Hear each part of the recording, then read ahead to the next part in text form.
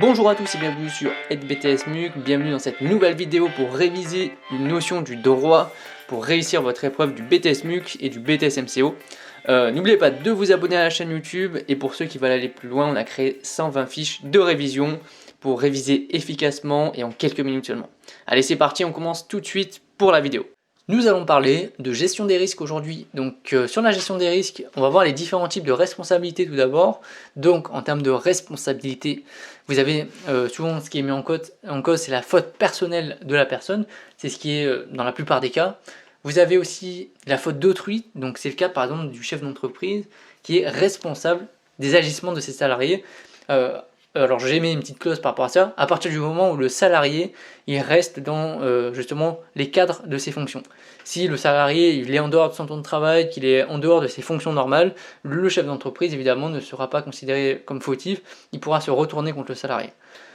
Vous avez la faute qui est liée aux objets qu'on met à disposition dans le point de vente par exemple. Je sais pas, il y a des gondoles qui tombent, la réserve qui s'écroule sur une personne, où il y a l'utilisation d'une machine inappropriée qui blesse quelqu'un.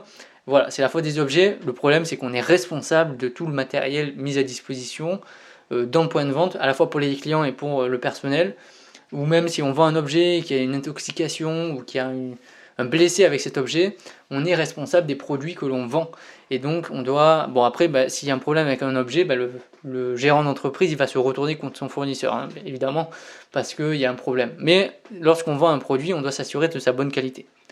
Autre type de responsabilité, la force majeure. Donc là c'est le cadre des accidents climatiques, donc les inondations, les feux, les incendies, ce genre de choses, les tremblements de terre, tous ces tsunamis, allez, on va dire jusque là.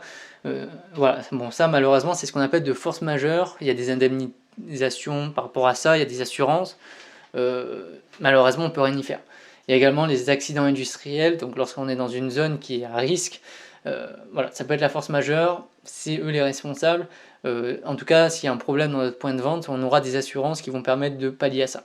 Et justement, pour faire face à ces différentes responsabilités, ces différents risques, on a ce qu'on appelle la collectivisation du risque. Donc c'est le principe des assurances.